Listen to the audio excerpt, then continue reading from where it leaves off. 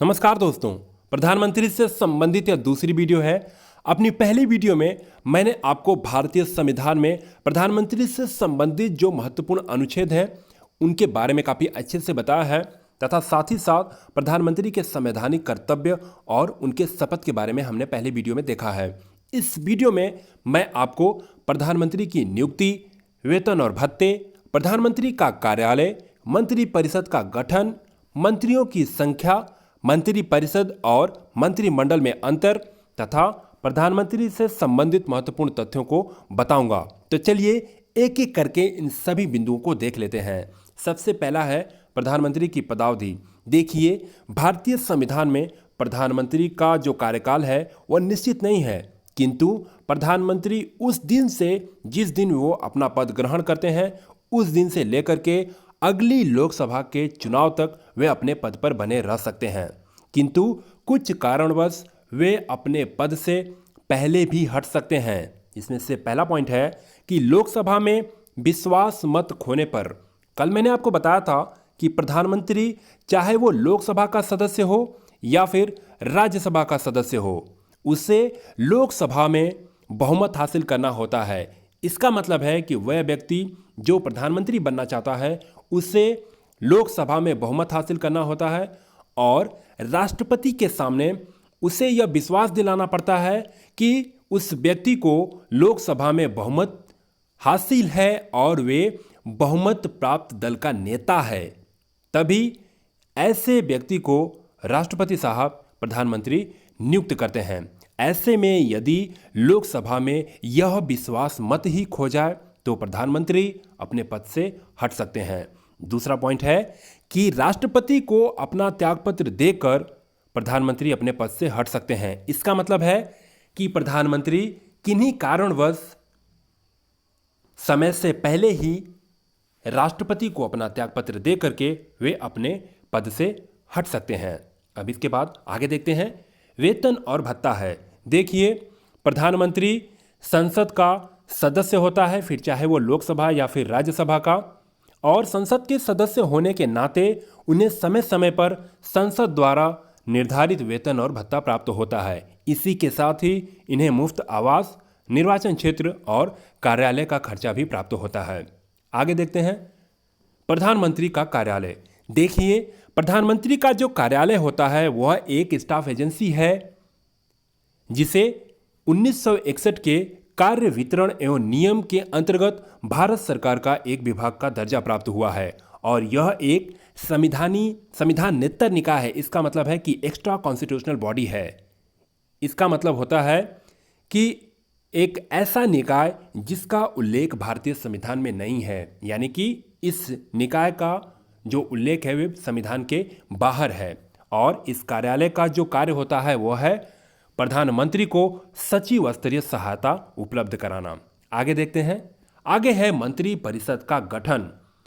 इसमें पहला पॉइंट है, संघीय मंत्रिपरिषद का गठन प्रधानमंत्री की सलाह पर राष्ट्रपति करता है।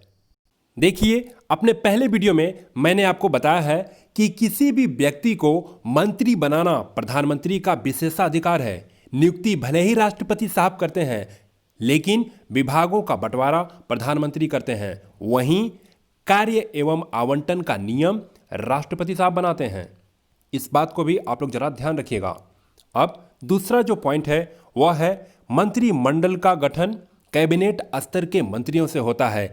इसका मतलब है कि जो 20 से 22 जो सदस्य होते हैं मंत्रिपरिषद के, इनको लेकर के मंत्रिमंडल का गठन किया जाता है और ये कैबिनेट स्तर के मंत्री होते हैं। इसका मतलब है कि ये अपने विभाग के अध्यक्ष होते हैं। इसके बाद तीसरा जो पॉइंट है वह है, मूल संविधान में कैबिनेट शब्द का उल्लेख नहीं है, यानी कि जो मूल संविधान है उसमें कैबिनेट शब्द का उल्लेख नहीं है। इस शब्द को 44वां संविधान संशोधन अधिनियम 1978 द्वारा अनुच्छेद 352 में इस शब्द को जोड़ा गया है। अब आगे देखते हैं, मंत्रिपरिषद की 3 श्रेणियां होती हैं। आप यहाँ पे देख सकते हैं, ये मंत्रिपरिषद है और इसकी 3 श्रेणियां होती हैं। पहला है कैबिनेट स्तर के मंत्री, दूसरा है राज्य स्तर के मंत्री, तीसरा है राज्य मंत्री या फिर उप मंत्री। अब एक एक करके इन तीनों के बारे में थोड़ा जान लेते हैं। पहला जो है कैबिनेट स्तर के मंत्री, इसका मतलब होता है कि इस प्रकार के मंत्री को मंत्रिमंडल की प्रत्येक बैठक में उपस्थित और भाग लेने का अधिकार होता है और यह अपने विभाग का हेड होता है यानी कि अध्यक्ष होता है। वहीं दूसरा राज्य मंत्री स्वतंत्र प्रभार, इस प्रकार के मंत्री किसी मंत्री के अधीन नहीं होते हैं। इन्हें किसी विभाग का प्रभार स्वतंत्र रूप से सौंपा जाता है। जब उनके विभाग से संबंधित कोई विषय मंत्रिमंडल की कार्यसूची में होता है तो उन्हें बैठक में आमंत्रित किया जाता है। और वहीं ये जो उपमंत्री हैं, इस श्रेणी के मंत्री कैबिनेट या राज्य मंत्री के अधीन कार्य करते हैं और मंत्री किसी भी सदन में बोल सकता है, किंतु मतदान उसी सदन में करता है जिस सदन का वह सदस्य है। इस बात को आप लोग जरा ध्यान रखिएगा। और यहाँ पे जो राज्य मंत्री स्वतंत्र प्रभार होते हैं, यह अपनी रिपोर्ट डायरेक्ट प्रधानमंत्री को देते हैं। वहीं ये जो उपमंत्री, जो राज्य मंत्री होते हैं, ये अपनी रिपोर्ट किसी मंत्री को देते हैं। इस बात को भी आप लोग जरा ध्यान रखिएगा। अब आगे देखते हैं, मंत्री परिषद में मंत्रियों की संख्या कितनी होगी। देखिए, मूल संविधान में इसका कोई उल्लेख नहीं है। यह प्रधानमंत्री के विवेक पर निर्भर करता है कि मंत्री परिषद में मंत्रियों की संख्या कितनी होगी।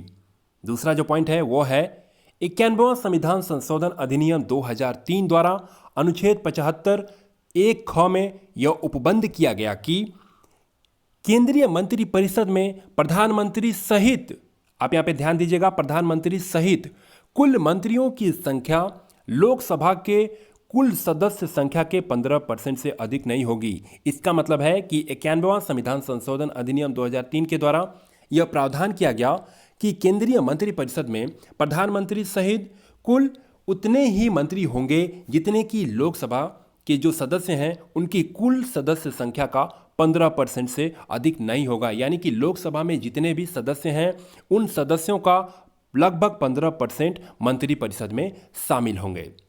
आगे देखते हैं, मंत्री परिषद में संसद के दोनों सदनों के सदस्य शामिल हो सकते हैं। इसका मतलब है कि जो मंत्री परिषद है उसमें लोकसभा और राज्यसभा के दोनों के सदस्य इसमें शामिल हो सकते हैं। और यदि ऐसे व्यक्ति जो संसद का सदस्य नहीं है, यदि वे मंत्री परिषद में शामिल होते हैं तो उन्हें 6 माह के भीतर संसद के सदन का सदस्यता लेनी होगी। यानी कि लोकसभा या राज्यसभा का उन्हें सदस्य बनना होगा, तभी वे मंत्री परिषद में शामिल हो सकते हैं, अन्यथा नहीं हो सकते। इसके बाद जो पॉइंट है वो है, संसदीय शासन के अनुसार जब तक मंत्रिमंडल को लोकसभा में विश्वास मत हासिल है, मंत्री अपने पद पर रह सकता है। इसका मतलब है कि जब तक लोकसभा में विश्वास मत प्राप्त है तब तक मंत्री अपने पद पर रह सकता है। जैसे ही लोकसभा में विश्वास मत खो जाता है तो प्रत्येक मंत्री अपने पद से हट जाता है।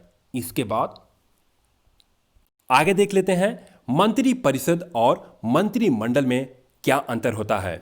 देखिए, मंत्री परिषद में जो पहला पॉइंट है वह है कि यह एक संवैधानिक निकाय है जिसका वर्णन संविधान के अनुच्छेद 74 तथा 75 में किया गया है। इसका मतलब है कि इसका उल्लेख संविधान में किया गया है और अनुच्छेद 74 और 75 में मंत्री परिषद का उल्लेख है। वहीं मंत्रिमंडल का इससे 44वां संविधान संशोधन अधिनियम द्वारा अनुच्छेद 352 में जोड़ा गया है। मूल संविधान में इस शब्द का उल्लेख नहीं है। दूसरा पॉइंट, मंत्री परिषद में इनके कार्यों का निर्णय मंत्रिमंडल करती है। सैद्धांतिक रूप से इन्हें सभी शक्तियां प्राप्त हैं। तो वहीं मंत्रिमंडल में इनके द्वारा लिया गया निर्णय सभी मंत्रियों के लिए बाध्यकारी होता है। यानी कि मंत्रिमंडल जो निर्णय लेता है वे सभी मंत्रियों के लिए बाध्यकारी होता है। और यहाँ पे सभी मंत्रियों का मतलब है कि कैबिनेट स्तर के मंत्री, राज्य मंत्री और उप मंत्री। इसके बाद मंत्री परिषद में जो तीसरा पॉइंट है वो है, इसमें मंत्रियों की 3 श्रेणियां होती हैं। यहां पे आपने देखा है, यहां पे मंत्रियों की 3 श्रेणियां होती हैं, कैबिनेट स्तर के, राज्य मंत्री स्वतंत्र प्रभार और राज्य मंत्री। उसके बाद मंत्रिमंडल में देखते हैं ये वास्तविक रूप से मंत्रिपरिषद की शक्तियों का प्रयोग करते हैं, यानी कि मंत्रिपरिषद की जो शक्ति है जिसका उल्लेख संविधान में किया गया है उसका वास्तविक रूप से प्रयोग मंत्रिमंडल करती है। अब प्रधानमंत्री से संबंधित कुछ महत्वपूर्ण तथ्य को देख लेते हैं। इसमें पहला पॉइंट है कि संसदीय व्यवस्था में राष्ट्रपति केवल नाम मात्र का कार्यकारी प्रमुख होता है। इसका मतलब है कि राष्ट्रपति जो है वह नाम मात्र का कार्यकारी प्रमुख होता है, जबकि वास्तविक कार्यकारी शक्तियां प्रधानमंत्री में निहित होती है, यानी कि जो शक्तियां जो होती है वे वास्तविक रूप से प्रधानमंत्री में निहित करती है, वहीं राष्ट्रपति केवल नाम मात्र का प्रमुख होता है। दूसरा जो पॉइंट है वो है कि राष्ट्रपति राज्य का प्रमुख होता है जबकि प्रधानमंत्री सरकार का प्रमुख होता है। इसके बाद तीसरा पॉइंट जो है वह है अनुच्छेद 75 द्वारा प्रधानमंत्री की मृत्यु अथवा त्यागपत्र से मंत्रिपरिषद स्वयं ही विघटित हो जाती है। इसका मतलब है कि यदि प्रधानमंत्री की मृत्यु हो जाए या फिर प्रधानमंत्री त्यागपत्र दे दें तो मंत्रिपरिषद स्वतः ही विघटित हो जाती है। वहीं किसी अन्य मंत्री की मृत्यु या त्यागपत्र पर केवल रिक्तता उत्पन्न होती है जिसे भरने के लिए प्रधानमंत्री स्वतंत्र होता है। इसका मतलब है कि अनुच्छेद 75 यह उल्लेख करता है कि यदि प्रधानमंत्री की मृत्यु हो जाती है या प्रधानमंत्री अपना त्यागपत्र देते हैं तो पूरा का पूरा मंत्रिपरिषद ही विघटित हो जाएगा, लेकिन वहीं मंत्रिपरिषद में से किसी एक मंत्री का यदि मृत्यु होता है या त्यागपत्र होता है तो वहां पे केवल एक पद खाली होगा जिसे भरने के लिए प्रधानमंत्री स्वतंत्र हैं। आगे देखते हैं।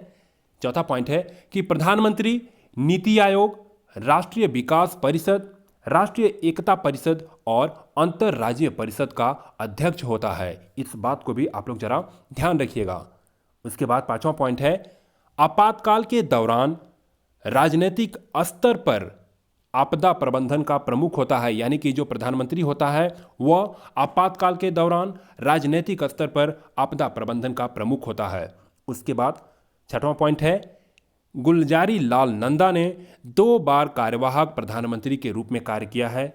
तो जो गुलजारी लाल नंदा जी हैं वे 2 बार कार्यवाहक प्रधानमंत्री के रूप में इन्होंने कार्य किया है। सातवां जो पॉइंट है वो है विश्वनाथ प्रताप सिंह और एच.डी. देवगौड़ा ऐसे प्रधानमंत्री हैं जिन्हें लोकसभा में विश्वास मत हासिल नहीं हुआ है, यानी कि विश्वनाथ प्रताप सिंह और एच.डी. देवगौड़ा को लोकसभा में विश्वास मत हासिल नहीं हुआ है। इसके बाद आठवां पॉइंट है नेहरू, लाल बहादुर शास्त्री और इंदिरा गांधी की मृत्यु कार्यकाल के दौरान हो गई। अब आगे देख लेते हैं। नौवां पॉइंट है कि 15वीं लोकसभा में मनमोहन सिंह देश के 13वें प्रधानमंत्री रहे।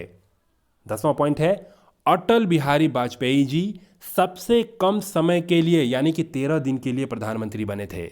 इसके बाद 11वां पॉइंट है कि नेहरू, लाल बहादुर शास्त्री यानी कि मरणोपरांत, इंदिरा गांधी, राजीव गांधी को भी मरणोपरांत, मोरारजी देसाई और गुलजारी लाल नंदा को भारत रत्न प्राप्त हुआ है, यानी कि यह ऐसे प्रधानमंत्री हैं जिन्हें भारत रत्न प्राप्त हुआ है।